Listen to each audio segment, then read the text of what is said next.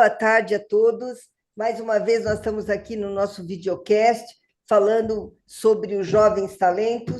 Eu sou Nuricelvo, de Alô Brasileira, fundadora aqui do Instituto Alfa Lumen, e nós estamos aqui para discutir, para falar sobre essa garotada incrível, fantástica. E nós vamos puxar um pouquinho aqui a apresentação dos nossos parceiros e convidados. Então, professora Ângela, é com você. Olá, pessoal, tudo bem? Sou a Ângela Virgolim, professora aposentada da Universidade de Brasília, fundadora do Instituto Virgolim, aqui em parceria com o Instituto Alfa Lumen. Um prazer com vocês. Professor José.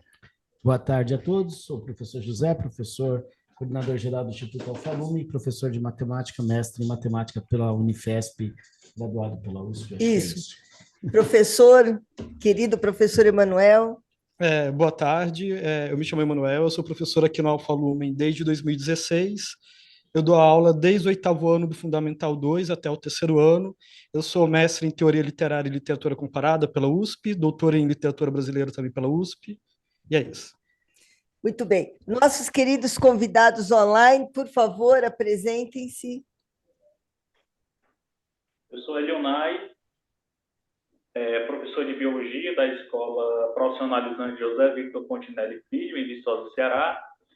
Sou especialista em Vigilância Sanitária, Saúde Pública, sou mestre em Biotecnologia pela UFC e doutor também em Biotecnologia pela Universidade Federal do Ceará. Eu sou Décio Sábio, sou gestor da EP José Victor Fontinelli Filho.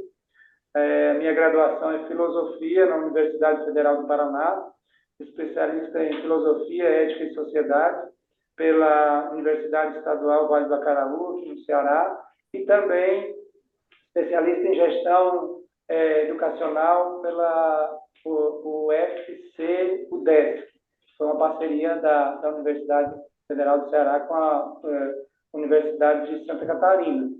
Então, estamos aqui na missão de gerir a José Victor Fontinelli Filho, uma escola de tempo integral, que conta hoje com 524 alunos em tempo integral. Bacana. Opa, perfeito. Gente, o meu currículo vocês olham no QR Code, tá? E para eu não detalhar tudo aqui. Mas vamos então trabalhar um pouquinho sobre as questões. Hoje nós estamos aqui reunindo professores para falar sobre como é essa garotada de altas habilidades em sala de aula.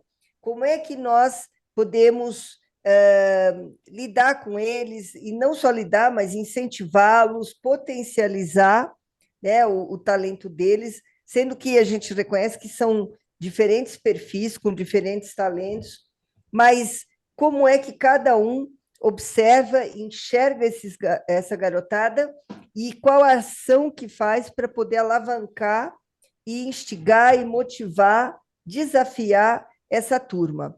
Então, vamos lá. Posso começar, professor Emanuel, por favor? E depois, professores, vocês também, tá?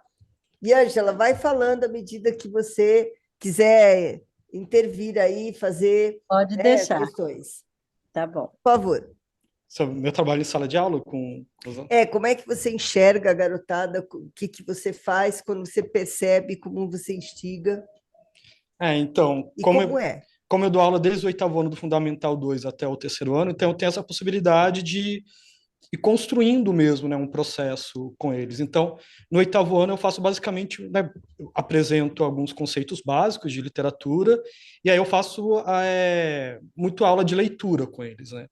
Porque também é muito de alguns perfis, né, de altas habilidades, ser muito, às vezes, ser muito espivitado, né, tá muito curioso, às vezes tem um pouquinho essa dificuldade de reter a atenção.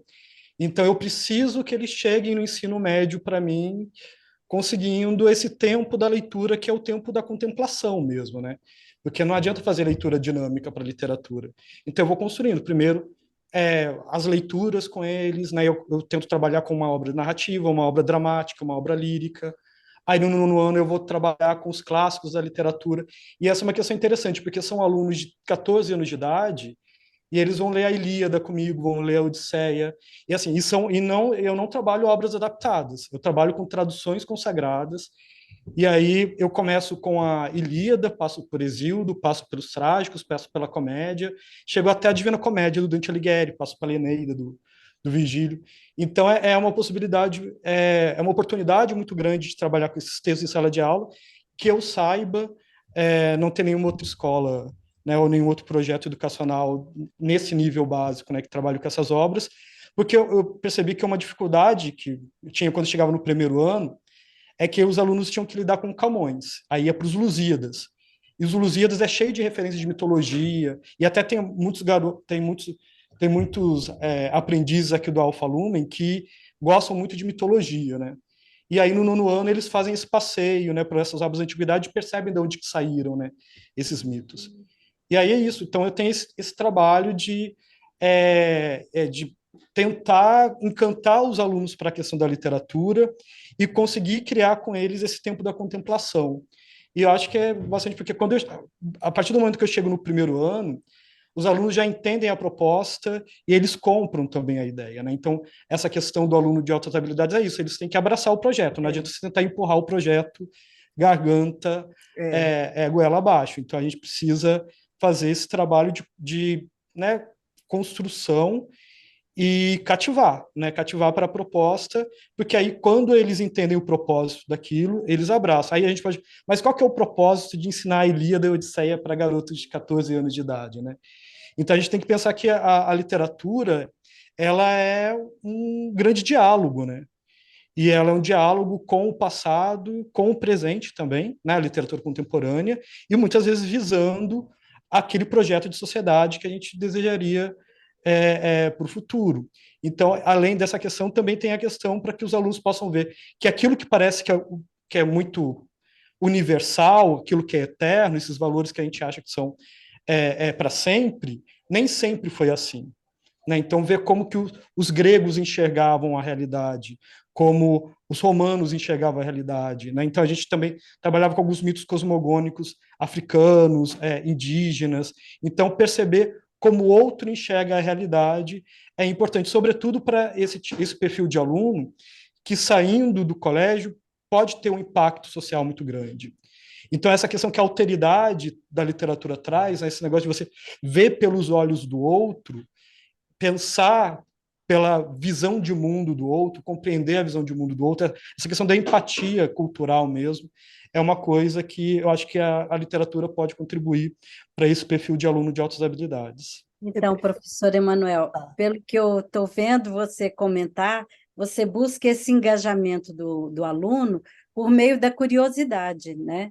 Porque você pode ter um aluno que saiba bastante sobre esse tema e outros que não sabem, mas você vai puxando pela curiosidade, por algum desafio, entender essa mitologia, entender outros personagens, né? E aí você consegue engajá-los. E aí tem uma questão que é o seguinte, geralmente esses alunos, eles são muito curiosos, aí eles vão pesquisar, e eles chegam com essa mitologia meio de almanaque, assim, né? Então o deus Ares é esse. E aí quando a gente vai para as fontes, de onde que saíram, né, esses mitos, os textos que fundamentaram essa mitologia, aí eles descobrem também que eles não sabiam tanto quanto eles achavam. Então, às vezes, o aluno de altas habilidades ainda tem um pouquinho dessa questão da vaidade, né? Que a gente, às vezes, precisa mostrar, você acha que sabe? Vamos ver se você sabe mesmo, né? Você conhece o mito dessa forma? Não é assim? Então, também tem essa questão de manter desafio, porque o aluno com altas habilidades, ele vai encontrando o caminho dele Eu mesmo. acho que isso é o principal, né? E o desafio não é um desafio qualquer, é um desafio que vai chegar naquele aluno, naquele perfil, né? Isso é interessante. Tem que respeitar a singularidade de cada um, né? Então, essa habilidade de observar a garotada que você tem em mãos e aí estimular de acordo com o perfil de cada um, né? E eles gostam de desafio, eles gostam, assim, e eles desafiam também, né? E tudo bem, porque isso não é um confronto, na verdade, isso é uma forma de crescimento, né? Uma forma de jogar junto para crescer junto, né? Tem uma questão interessante que agora é a turma que está no primeiro ano. Quando eles estavam no oitavo ano, eu tive a brilhante ideia de trabalhar o Don Quixote com eles em sala de aula. São uns 700, 800 páginas de texto, né? E, assim, no começo era meio conturbado, oitavo ano, né? São alunos pré-adolescentes, entrando na adolescência, na verdade. E aí é interessante porque a gente, quando chega próximo do final do ano, aí eu chegava, abria o livro, lia com eles, e eles ficavam quietos, ouvindo, e às vezes lendo, né? Porque eu vou puxando a leitura e depois eles continuam. Então é interessante pegar uma turma que era uma turma bastante. A gente falei, esses alunos vão me detestar pro resto da vida, né? Aí acabei sendo o professor homenageado deles no Todo nono ano, ano. né? Legal. É, Super. é legal porque, na verdade, você ensina que, através da leitura, eles podem navegar diferentes épocas, navegar por diferentes histórias. Então, esse é o encantamento da leitura, de você se sentir absorto por tantos momentos. E quando eles aprendem a administrar a energia deles para canalizar para determinada análise, estudo, aí se torna poderoso, né? E se torna, que é um pouco o que as Olimpíadas fazem também. Não, é assim, olha o encantamento que esse cara cria, né? Porque ele tá falando de mitos, tá falando de clássico, tá falando de Ilíada, tá falando, e a mitologia, a criançada fica toda aguçada, quer participar, quer aprofundar. Olha que legal. Então, muitas vezes, trazer coisas que eles possam ir adiante, que eles possam buscar, que não tá, nem tá fácil. Aí eles vão buscar, vão ser desafiados. Olha quanta coisa legal. E na Olimpíada é tudo isso, né, Nuri? A gente faz as Olimpíadas buscando ter curiosidade, ter pesquisa, ter internet, ter conhecimento de várias áreas, aliado com filmes, aliado com cultura nerd, coisa que eles vão saber, que eles vão pesquisar. É um idioma diferente, é uma imagem, é um quadro, é a vida de um artista. Aí tudo isso se transforma em números, por exemplo, esse é o exemplo da IMC, né? Se transforma em números Ou em aplicativos com ou em soluções aplicativos sociais, como a né? OBT, em que os alunos vão pesquisar um problema social e aí vão se engajar na comunidade, vão ter a oportunidade de trabalhar em grupo.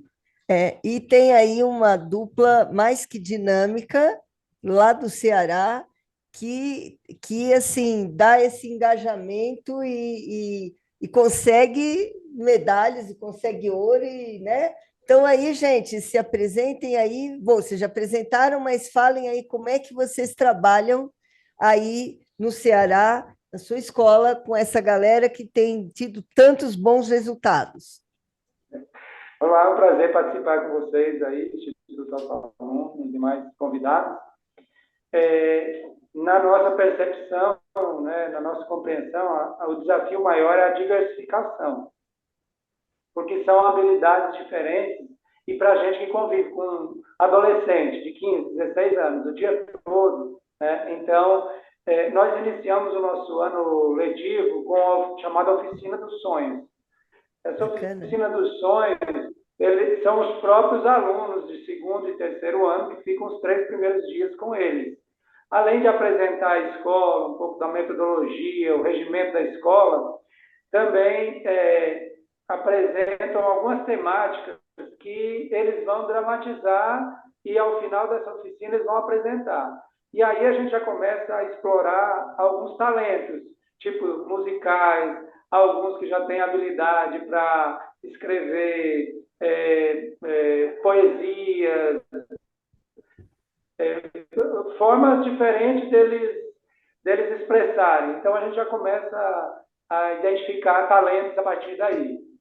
Depois disso, né, a gente oferece algumas atividades também, sejam elas esportivas, sejam de artes marciais, nós estamos tendo esse ano, temos tendo aula de violão, isso tudo no intervalo do almoço, né?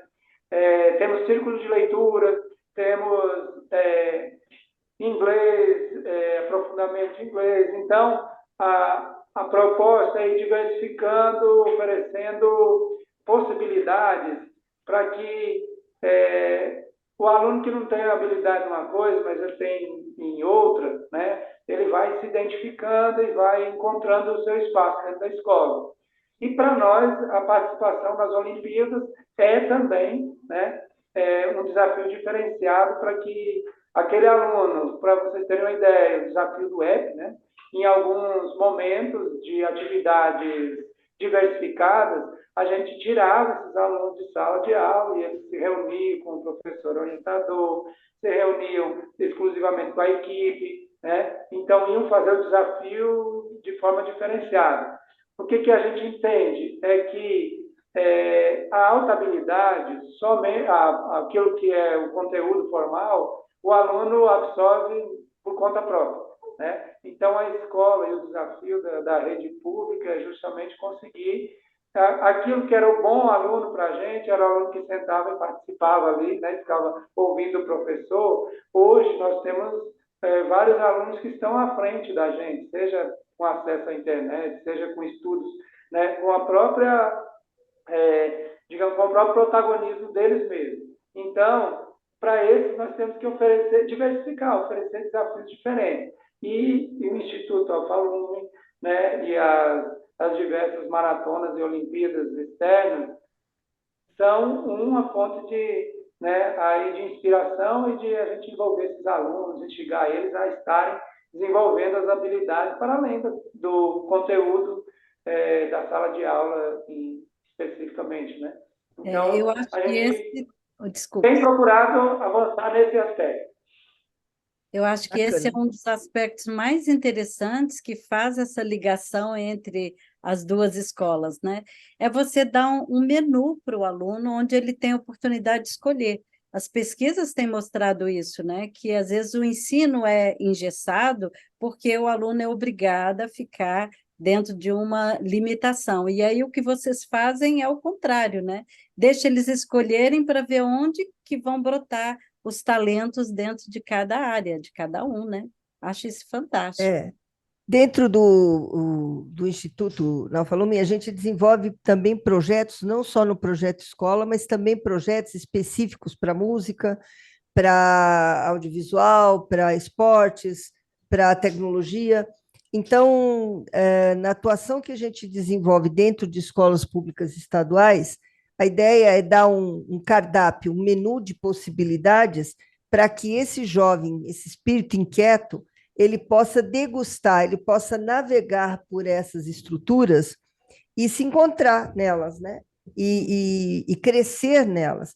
E aí acabar vendo para qual delas faz sentido direcionar a sua jornada. Claro. Então, a ideia é sempre você abrir oportunidades, né?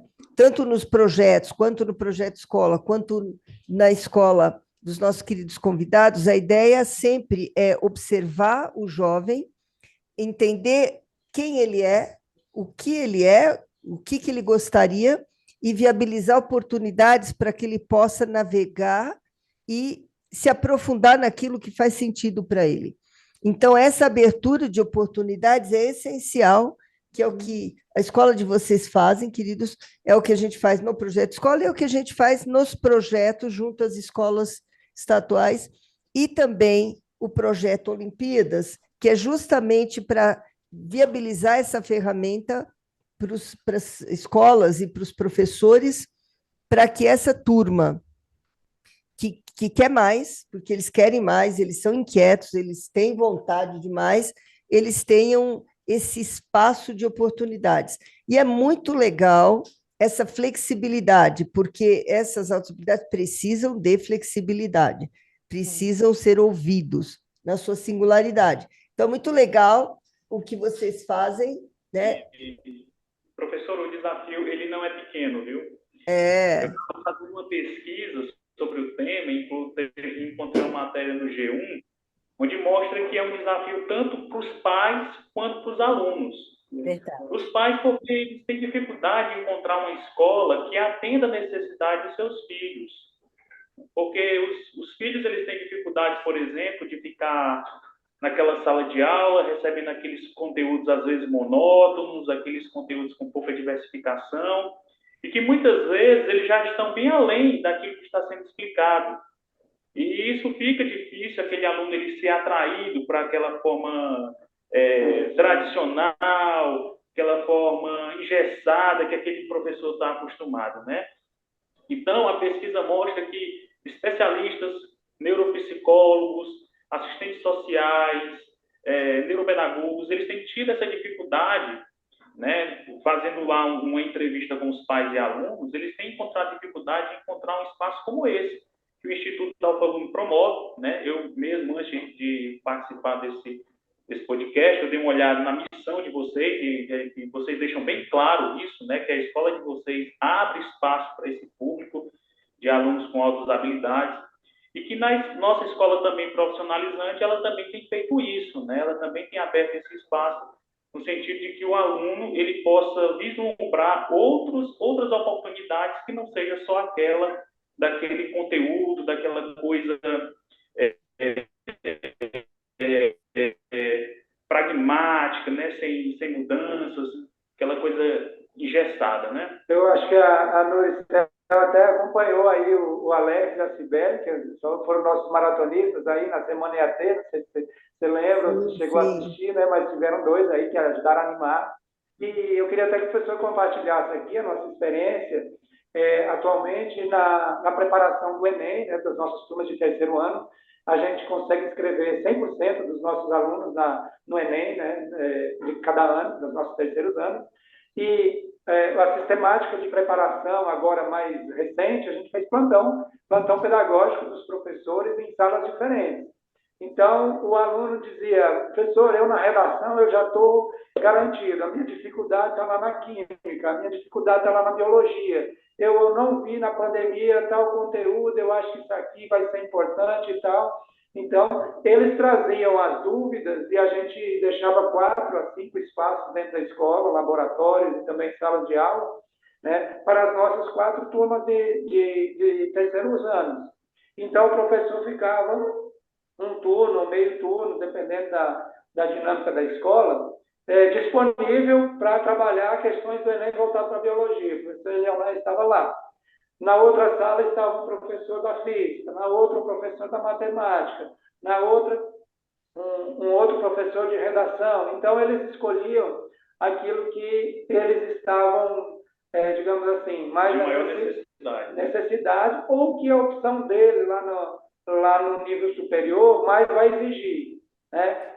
Eu quero ir para as biológicas e tal, então a ciência da natureza, a biologia é importante, eles faziam a adesão livremente. A gente chegava pela manhã, olha, vai ter... Bacana. Qual é a turma que vocês vão escolher? E para a nossa grata surpresa, né, que todos se encaminhavam, para um ou para outro, um dava um pouco mais de aluno, outro menos, mas todos se encaminhavam. É claro que ao longo do caminho a gente tem que ir monitorando, mas é uma experiência bastante interessante para a gente. Sabe que é assim, vocês estão abordando uma coisa que a gente considera muito, né? Nos nossos vários projetos, inclusive no Projeto Escola, mas nos demais projetos, uma palavra-chave é acolhimento. É realmente acolher o estudante e instigar, motivar, mostrar paixão pelo que você trabalha, pelo que você ensina, porque ele se inspira em quem você é, não só no que você diz ou no que você fala, mas quem você é. Então, você tem que genuinamente mostrar essa paixão, essa vontade, esse interesse pela evolução dele, e ele absorve isso, ele entende isso, ele se conecta nessa questão. E, na verdade, isso, gente, tem que ser feito para todo estudante, né? Não só o de altas habilidades. É que o de altas habilidades ele é mais intenso, ele é mais rápido, ele é mais ágil, e isso acontece em mais curto prazo. Mas a verdade é que esse tipo de acolhimento, esse tipo de suporte, esse tipo de olhar tem que ser para todo ser aprendente, né? Eu acho que é importante a gente desenvolver isso que o José estava falando nos bastidores aqui. A gente estava conversando e ele falando sobre essa alegria por aprender, né? Então, se você promove esse engajamento, se você dá condições de escolha, se você vai ampliando as possibilidades, porque é claro que isso só vai ser bom, né, para o aluno. Porque muitas vezes a gente chega com um aluno de altas habilidades que é multitalentos, ele Sim. gosta de muitas coisas, às vezes eles não sabem escolher o que eles querem. Então, a gente tem que abrir o leque mesmo, dar essa oportunidade deles irem experimentando coisas diferentes, e às vezes eles vão se achar em outras áreas também, né? Acho isso muito bacana. Também, Angela, o aluno com altas habilidades, ele satura logo, né? Então, aquilo que às vezes o outro ainda está tateando, ele já pegou e já está lá na outra. Então, a diversificação que a gente trata aqui, né, é justamente isso, para que diferentes tempos e diferentes momentos, né, a gente ofereça diferentes atividades e desafios diferenciados.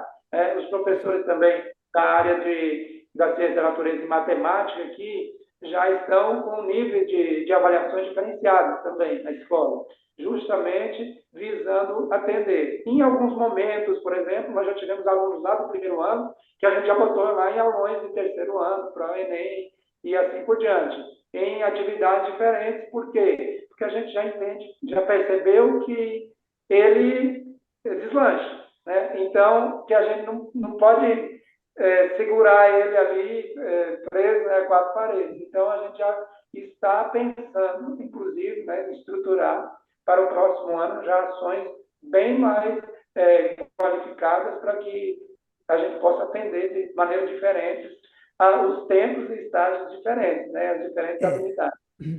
E vai para a individualização do ensino, né? Que é o que todos vocês estão fazendo. De uma certa forma, individualiza o ensino para cada um, né? Isso é bárbaro. Deixa eu fazer uma pergunta, então, para todo mundo, assim, os professores, e para a gente refletir. Tem muito professor, né, que muitas vezes fica com receio de trabalhar com as altas habilidades, e às vezes acaba deixando até aquela criança ali meio que de lado. É tão desafiador assim, quer dizer, a gente estava falando aqui, resumindo, que tem um monte de coisas legais para fazer, né? Primeiro, a paixão. Segundo, aqui a gente fala às vezes em aulas de matemática e de outras matérias, trabalhar com o livro embaixo do braço. Quer dizer, o aluno está adiante do restante da turma, dá um desafio a mais, traz alguma coisa a mais para ele. Às vezes a pessoa fica com um receio de, será que ele vai fazer alguma pergunta que eu não sei responder? A gente não precisa ter esse medo, né? Então, assim, refletir um pouquinho sobre isso, falar um pouquinho sobre a dificuldade do trabalho com as altas habilidades que a gente tem encontrado. E uma coisa que eu acho que é geral para todos os professores pararem para pensar é que existem muitas Olimpíadas. Nosso programa de Olimpíadas são 5 Olimpíadas que trabalham coletividade, trabalho em grupo, que é para o ano que vem mais duas, né? Já vamos anunciando, duas, que é muito que é a importante. Cyber Cup, né? Que é de cybercultura, Capture the Flag, e a de empreendedorismo social, que vai ser bem bacana, gente. Já depois vamos contar para vocês aí. Que é muito importante para os desafios, para você buscar coisas diferentes, que é isso que vocês estão falando, né? O Emanuel falou na mitologia, trouxe a curiosidade, a gente falou em Olimpíadas, vocês falaram em coisas que ativaram essa curiosidade, fizeram que as crianças ficassem buscando, e eu acho que essa é a essência do trabalho, né, Nuri? Com certeza. E ele agora está com uma mega tarefa, que é o TCC, né, para a garotada. Quer falar um pouquinho do TCC, meu querido? Isso. Nossos alunos do segundo ano, eles fazem o TCC, né? Minha tarefa é ser o supervisor, né? Tem os professores orientadores, são geralmente trios, e eu supervisiono o trabalho, né, macro, assim, né? Eu tenho a visão completa, e aí depois de apresentar o TCC, tem uma banca, né? Eles passam toda a formalidade. E é bastante interessante, porque os assuntos são livres, assim, a gente não determina sobre o que eles vão falar. Então, a única coisa para que eu tenha condições de acompanhá-los, né, a gente pede para que seja de um caráter mais de divulgação científica do que propriamente um texto muito especializado, né? Então, ou seja, tem que ser um texto interessante, né, instrutivo, que tenha muito bem embasado, essa é a principal questão, é a metodologia de pesquisa, mas que uma pessoa leiga como eu possa entender. Nem sempre acontece, né? Nós temos alguns trabalhos que às vezes são muito fora da curva, e aí eu preciso pedir ajuda de algum especialista da área mesmo, de universidade, né, para fazer esse acompanhamento. Então a gente todo ano tem pelo menos um grupo assim. Mas é interessante porque aí os alunos, cada um vai para a área mais de interesse deles, né? E é uma oportunidade da gente falar, né, passear por todas as áreas, né, porque eles acabam enriquecendo a percepção deles sobre os temas. Às vezes aquele aluno nem gosta tanto daquele assunto, mas acaba caindo no grupo que está trabalhando com aquele tema, aí ele vai ter que correr atrás para... Então é um trabalho bem interessante, ver como que eles saem transformados também. Né? A gente tem um caso de um aluno que agora está fazendo Viçosa, e ele falou que a visão dele do conhecimento mudou muito a partir do trabalho da pesquisa. Ele virou para mim e falou: Nossa, Emanuel, agora eu vejo a necessidade do estudo, da pesquisa, da perspectiva, de uma outra perspectiva por conta desse trabalho.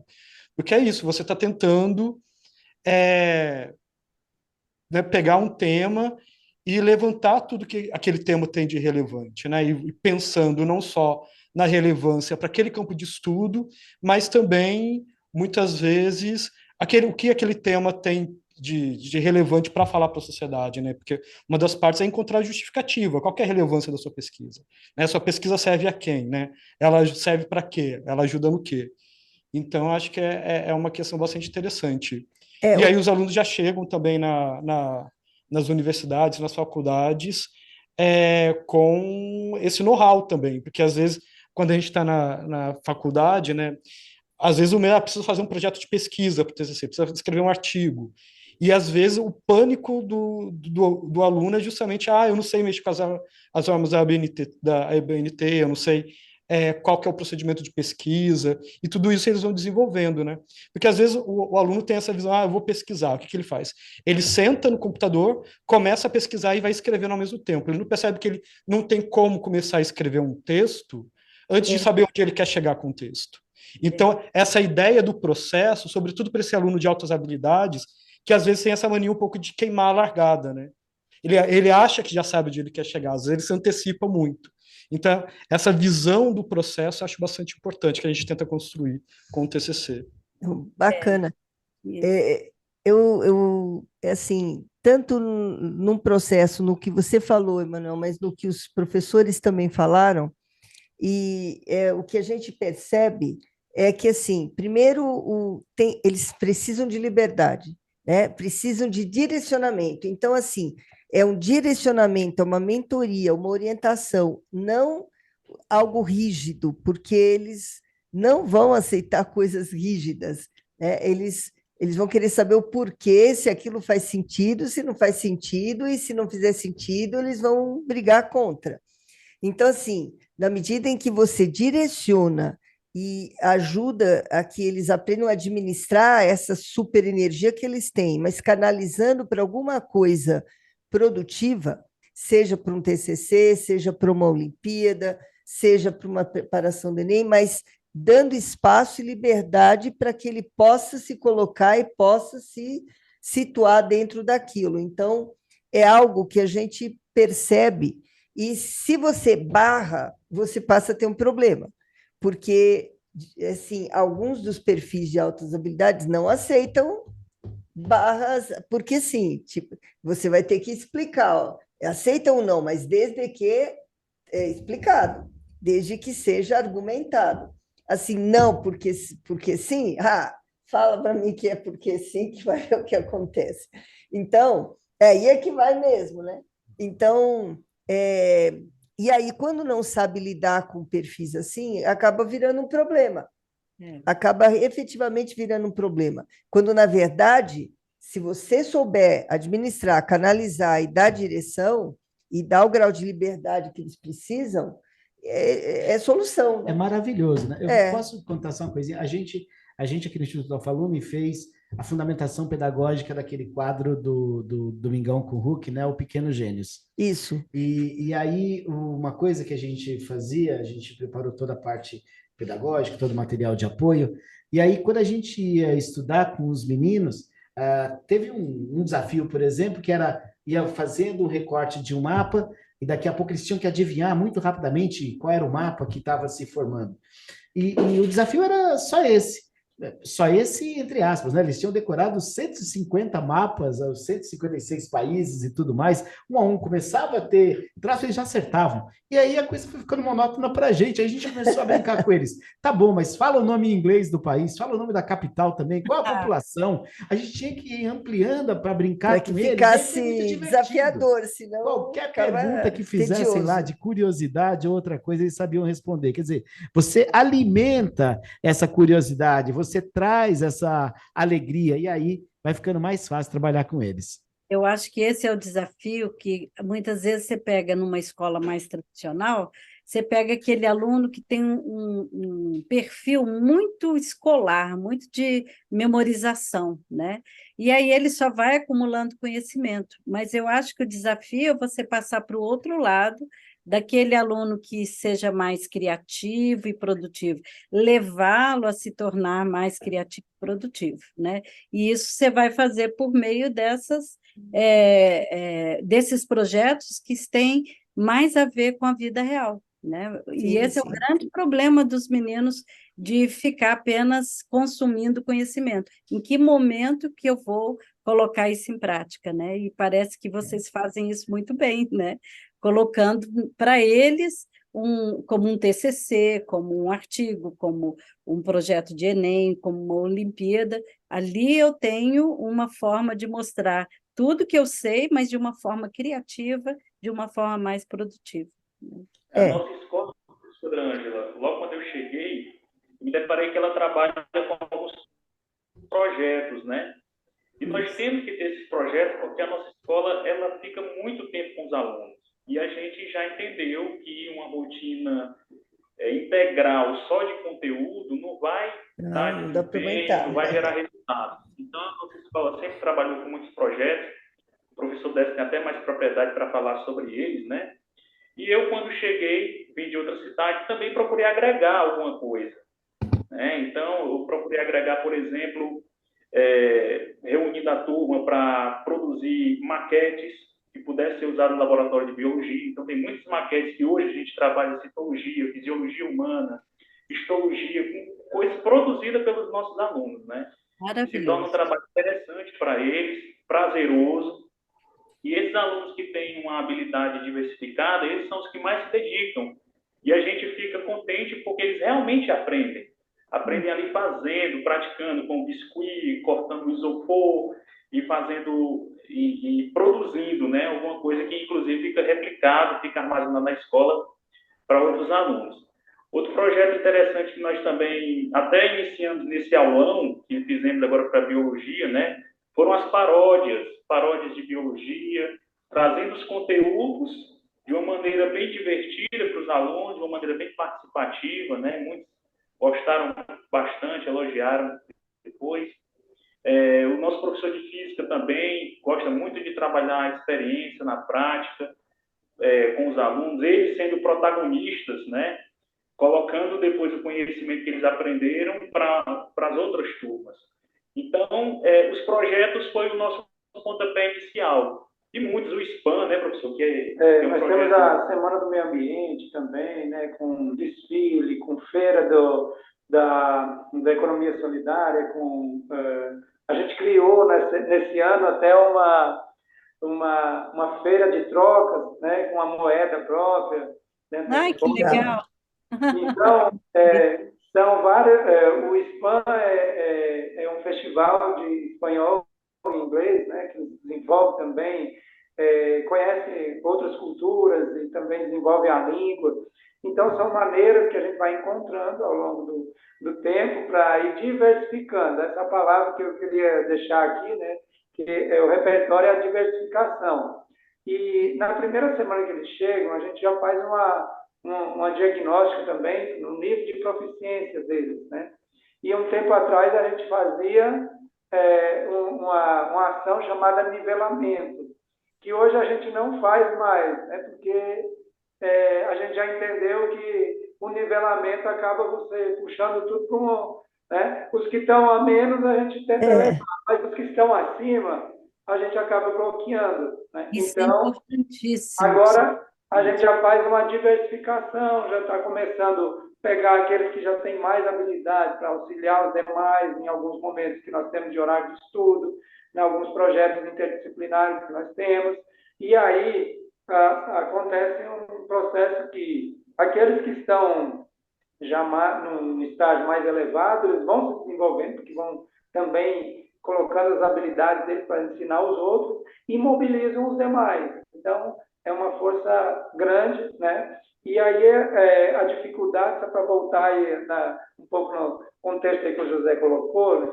A dificuldade é porque a nossa formação, eu acho que todos nós, a geração que estamos aqui, né? O bom aluno é aquele que sentava e ia estudar e né, se apropriava daquele conteúdo e depois, na hora da prova, sabia colocar, né? Então, a nossa formação é de uma geração diferente. Nós precisamos entender que hoje, né, o processo é outro, né? Então, é envolvimento, é criação, né, é engajamento, protagonismo, né, que a gente tem que estar de olho para conseguir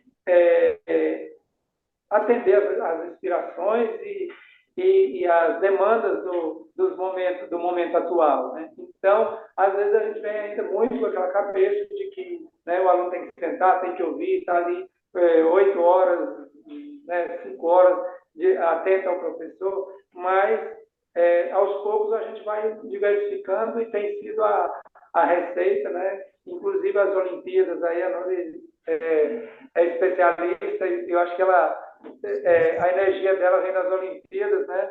Eu estava pensando aqui, ela já está falando de outras aí, eu acho que ela é movida a Olimpíadas, né? Mas o professor José também. A equipe, viu? A equipe. Ótima definição, viu?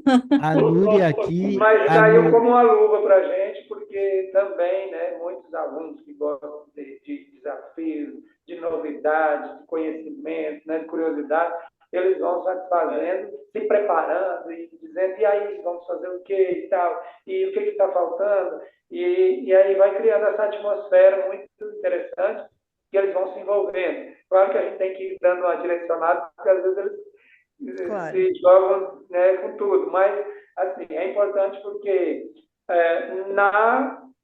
no repertório de uma Olimpíada, ele adquire muitas outras habilidades que muitas vezes a sala de aula lá não entraria para ele, né? Ele, por conta própria, vai se esticando. E era isso que eu queria deixar registrado, né? Que no primeiro momento nós trabalhávamos os projetos, continuamos com eles, né? Mas a nossa cereja do bolo hoje são as Olimpíadas.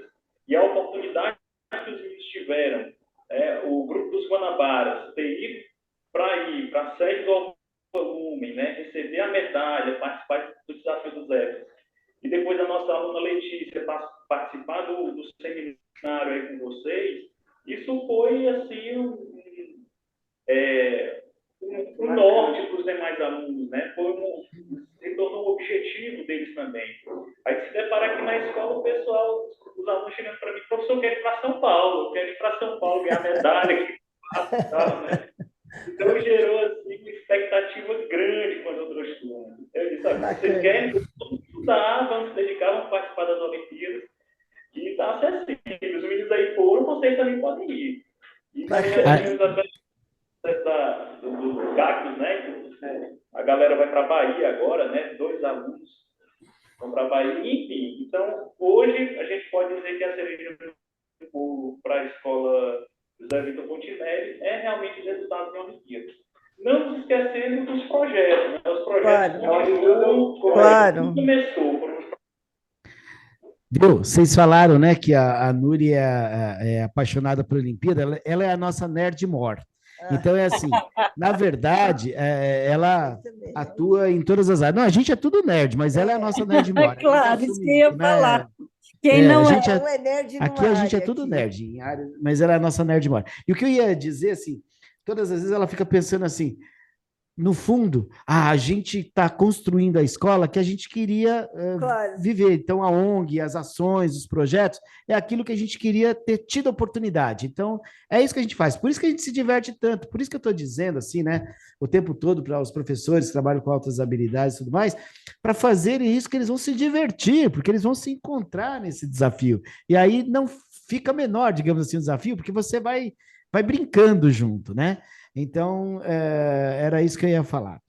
Mas, José, deixa eu só complementar uma coisa muito Ah, interessante, porque quando vocês falam em Olimpíada, muita gente pensa só nessa coisa da competição, mas vocês preparam o aluno primeiro para cooperar entre eles, para competir com o grupo, né? E esse valor de competição versus a cooperação é muito importante ser desenvolvido. E eu e tem percebi mais. bem lá nos nossos professores aí da Escola José Vitor. E tem mais uma coisa, Emenda Ângela, toda a assim, que escola, professora. desculpa, eu estava lembrando que você tinha falado um pouquinho antes, o universo olímpico, bem como os vários projetos, como os professores falaram, são o que Mohan fica dizendo, a gente trabalha aqui com a complexidade, da oportunidade de trazer toda a correlação social, toda a estrutura social para dentro do projeto escola, para a vivência dos alunos. Então, os vários projetos e tudo mais. Então, você tem, às vezes, um Science Days em que a gente cria uma possibilidade em que vem cientistas da NASA, que eles têm acesso a universidades, têm acesso Tem a oficinas, oficinas. pesquisas, e são mais de 7.000 estudantes que passam por esse evento. E Né? eles levam, né, Núria? Eles são as lideranças, aí que tá, eles são, é o momento deles serem as lideranças, eles vão fazer as traduções, eles vão levar os times, eles vão organizar as apresentações, eles vão fazer apresentações, então esses momentos de liderança são muito frutíferos para a criança com altas habilidades. Desculpa. O que eu queria deixar para os professores, para os pais que estão nos acompanhando o nosso videocast, é que assim, tem que sair, professor tem que sair da zona de conforto, né? Você não pode fazer tudo igual. A minha aula é assim, eu vou replicar. Você tem que olhar para eles, tem que olhar para quem está atuando, para quem você, né? Com quem você está compartilhando o conhecimento. E aí, entender cada um na sua dificuldade ou na sua facilidade e criar estruturas dentro dessa atividade que consiga atender tanto a um quanto ao outro. E isso é possível, mas não é possível quando você faz uma estrutura engessada. É possível quando você tem uma estrutura flexível e adaptativa, orgânica, onde cada um consegue. Então, aquele que tem mais facilidade junta com a galera que tem mais facilidade, dá um desafio extra, ou dá uma atividade, aquele que tem mais dificuldade, então coloca, né, senta junto, veja, né, como você pode fazer crescer. Porque, assim, as pessoas não são iguais. As pessoas não são iguais e elas precisam ter a mesma oportunidade de ter soluções para quem elas são, né? Tanto a escola quanto o professor, quanto a família, precisa entender esse perfil e viabilizar essas oportunidades, né? Então, a gente convidou aí essa galera, né, maravilhosa que ganhou já várias das nossas Olimpíadas, porque a gente percebeu muito essa preocupação, essa flexibilidade, essa adaptabilidade de acordo com o perfil dos estudantes. E foi bem legal que logo no começo falou, dessa vez a gente está fazendo esses cursos. E é isso mesmo, dessa vez, porque da próxima, talvez, com outros perfis, precise de outro tipo de curso. E é assim, né? E o que você vai fazer nessa turma não vai servir para outra, e vai ter que ser diferente. E essa sensibilidade de entender a garotada e de ir trazendo oportunidades é o papel da escola e é o papel do professor. E a família também tem que buscar soluções para essa criança dentro das estruturas que a cidade ofereça, ou às vezes até online, às vezes cursos e atividades online que a criança possa fazer, interagir e se desenvolvendo. Então, acho que fica essa mensagem, né? Que, assim, crianças com disabilidade não são problema, elas são soluções. Elas são soluções, mas elas precisam de uma estrutura específica, direcionada, que permita que eles possam crescer. Porque, gente, você pegar e cortar as asas de um pássaro, ele não é mais pássaro. E essa garotada quer voar. Então, precisa de espaço para voar, né? querem deixar? Bom, a gente está chegando no final aqui, então acho que agora cada um vai deixar a sua mensagem final aí, tá? Aí, quem quer falar primeiro? Você manda, chefe. Eu adoro voluntários. Você. Você, Zé, vamos. Você é o Zé, voluntário da vez. então deixa eu só deixar uma mensagem aqui, assim, eu queria que todos os professores que assistirem a gente, ouvir, pensem, percebam que dá para trabalhar com as altas habilidades, existe uma quantidade de possibilidades muito grande, utilize as possibilidades que já existem, né? A gente aqui tem um pool de Olimpíadas e tudo mais, existem outras grandes Olimpíadas, né? O BMEP, Torneios, torneios, eventos. exatamente, muita coisa legal.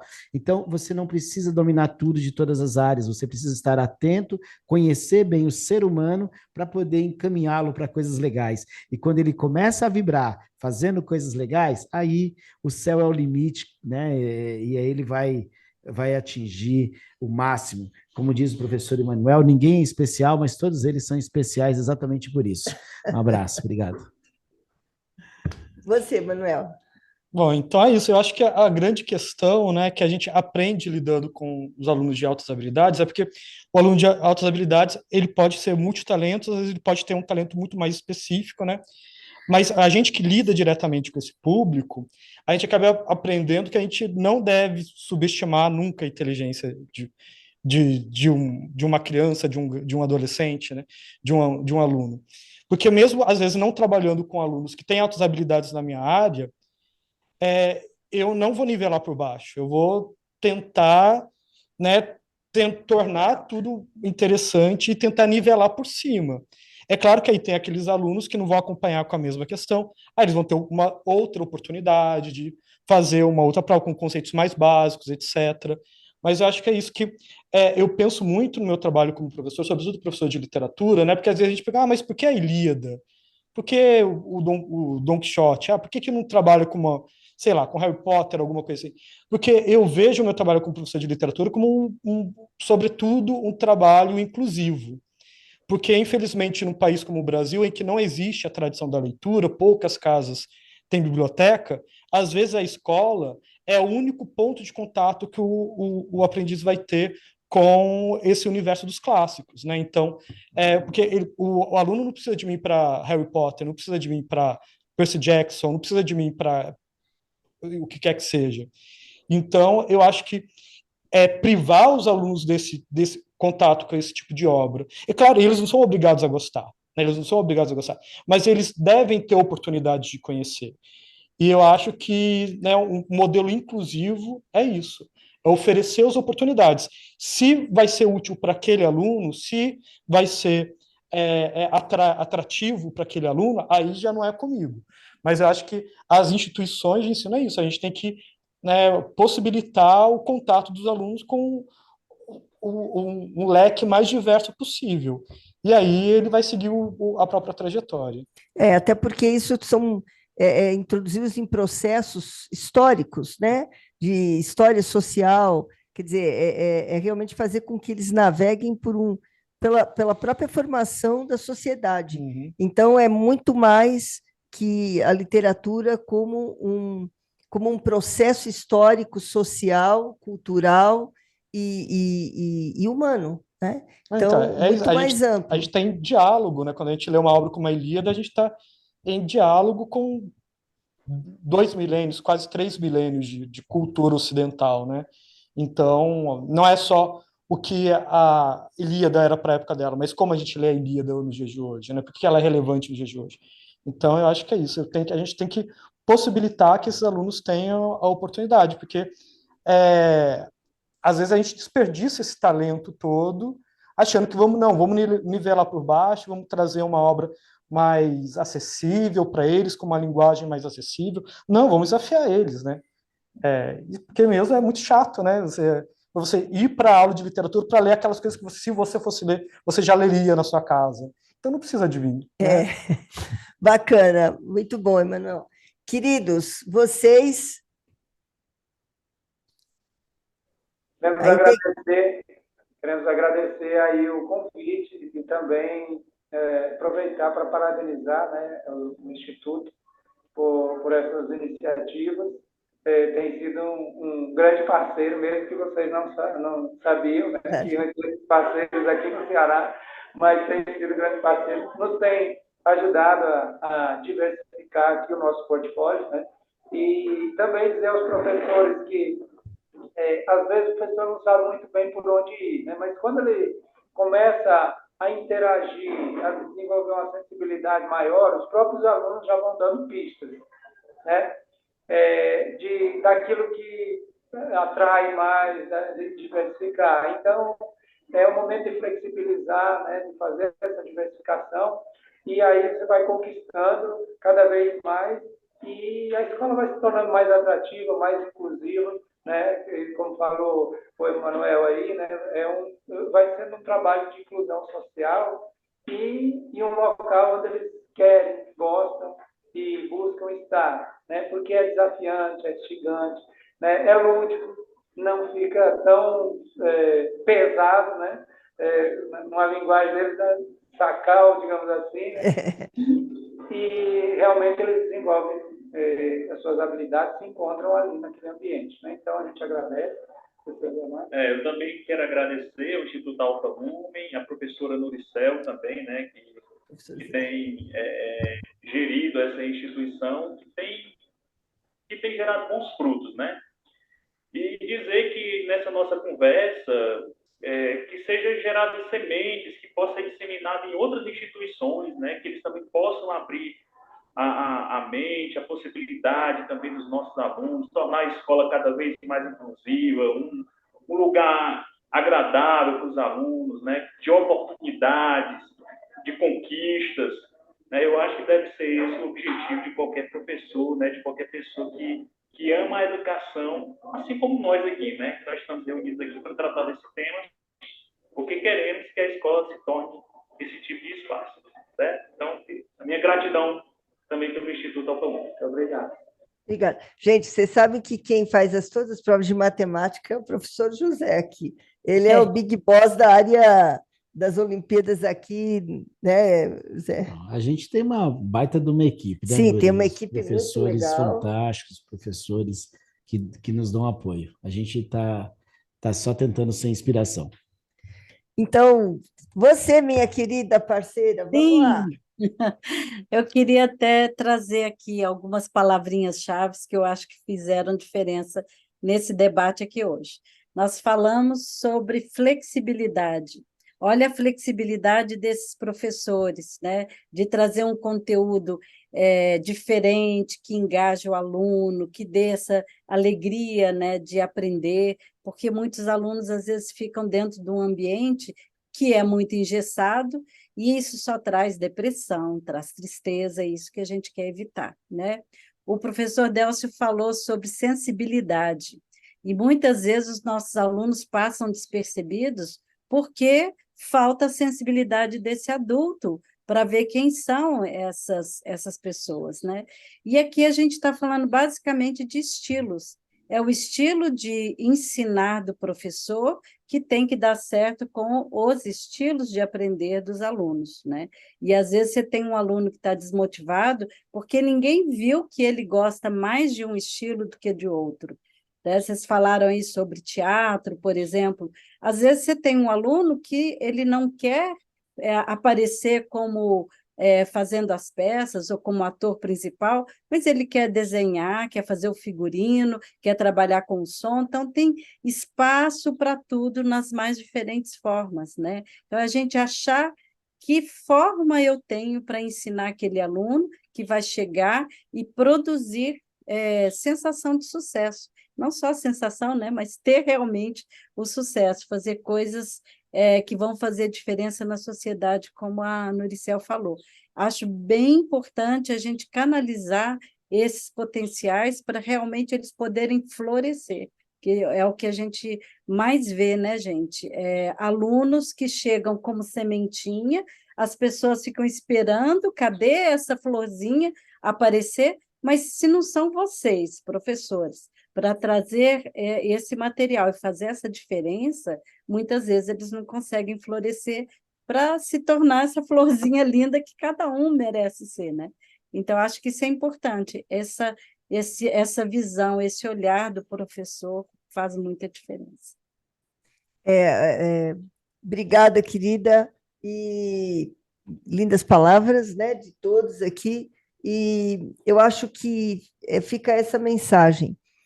O papel do professor é imprescindível na educação como um todo, não só para altas habilidades, mas para todas as crianças.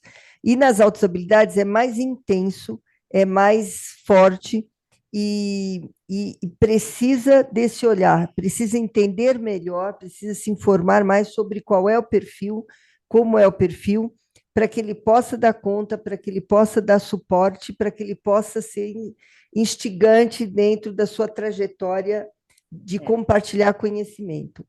Então, o papo está muito bom, mas eu acho que a gente tem que... O pessoal já está falando assim, chega, Nuri, chega, Nuri, chega, Nuri. Então, gente, obrigada aos convidados, professor Manuel, professores, super obrigada, tá? Participando das Olimpíadas e vendo, assim, nitidamente a gente percebe o trabalho de vocês, na hora que a garotada de vocês vem para a imersão aqui com os institutos de pesquisa, com as empresas, assim, claramente a gente percebe esse trabalho de base que vocês desenvolvem e a gente também agradece que vocês sejam parte dessa transformação educacional que o nosso país precisa, tá? E obrigada por participarem hoje e professor, coraçãozinho, coraçãozinho, coraçãozinho, gente, para vocês. E vocês que estão aí também, coração para todos vocês. E vamos lá, gente. Até a próxima, viu?